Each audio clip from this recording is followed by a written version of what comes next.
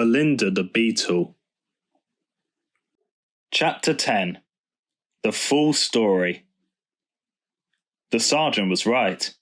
Admiral and Mrs. Eldridge invited the whole family to spend a day the next week at their home in Rookwood, and Mummy was specially asked to allow the children to come in their oldest clothes, so that they can run wild and enjoy themselves with our grandchildren, Joan and Philip. When at last the day came, the 4 children had simply a lovely time. They rode the quiet, good-tempered old pony round the paddock, till he felt tired and went on strike.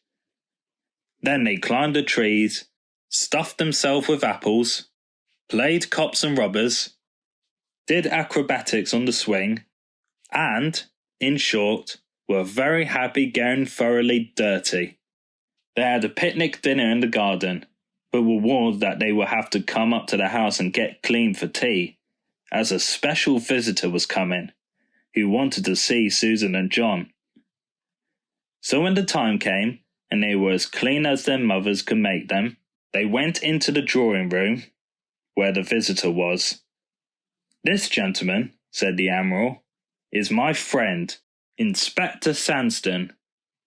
He's very kindly come to tell us what we all want to know, how my wife's jewels came to be in Mr. Exel's Belinda, and he also wants to meet Susan and John, who, as he put it, beat his own men hollow at finding clues."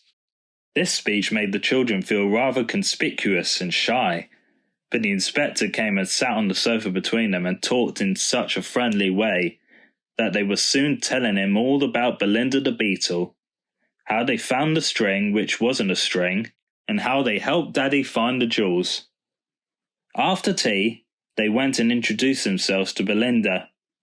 The inspector spoke so nicely to her that she decided she did like policemen after all, and she didn't mind a bit when he looked at her door, put his hand in the pocket, and found a crack which he showed to Susan and John.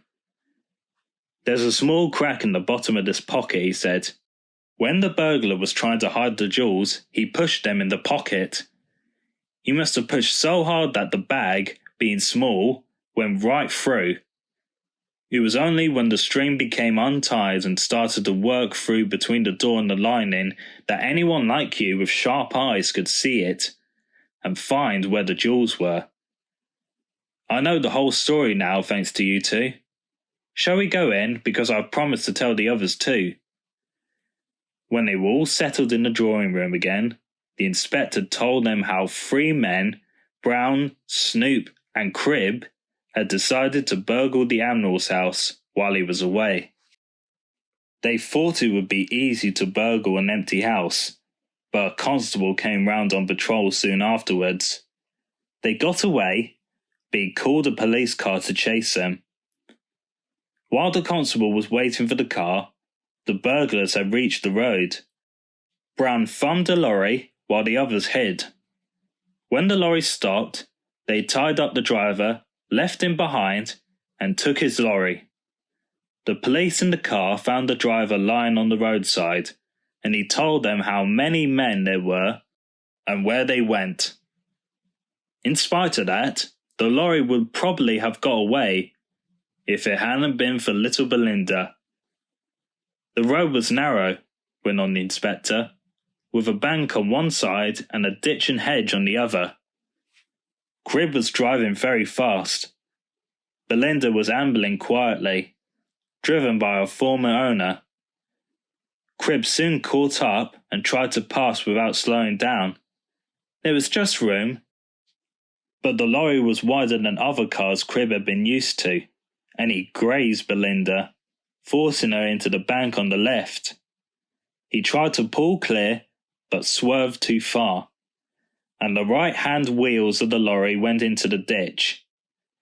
Snoop and Brown were flung out the back through the hedge into the field. Crib had the jewels with him in the driving cabin. He managed to get out, nip through the back of the lorry, and before climbing the bank in the effort to escape, he stuffed the bag containing the jewels into Belinda's pocket. Her owner knew nothing of Crib's action, as he was still dazed from the accident.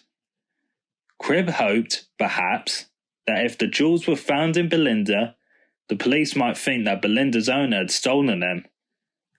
But though Crib was caught, the jewels, as you know, weren't found till last week. Snoop and Brown saw Crib put something in Belinda, but it was so dark they couldn't see where it went. Now you know why Snoop and Brown were so interested in her, and yet couldn't find what they wanted. We have got all three of them now, so they won't trouble anyone for quite some time. Thank you, Inspector, said the Admiral. By the way, that young constable did a good job when he tackled those three ruffians in my house. Judging by the state of the room, he must have had a pretty tough fight.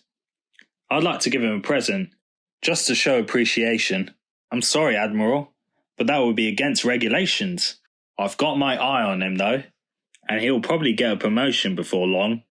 If you care to write me a letter, though, saying how much you appreciated his work, I'll see that it goes where it will do the most good. Thank you, Inspector. I'll do that. Now we've come to the moment to which Mrs. Eldridge and I have been looking forward all day. He smiled at his wife, and she twinkled back at him, and they looked for all the world like a pair of mischievous children. Everybody wondered what was going to happen next, for the old people had kept it a close secret. The Admiral cleared his throat. We can't show appreciation to the constable, but we can to our other friends here. The Etzel family have come to what we hope is going to be the first of many visits, and we have enjoyed their company very much indeed. John and Susan, we've got a surprise for each of you in the hall. Go and see what it is.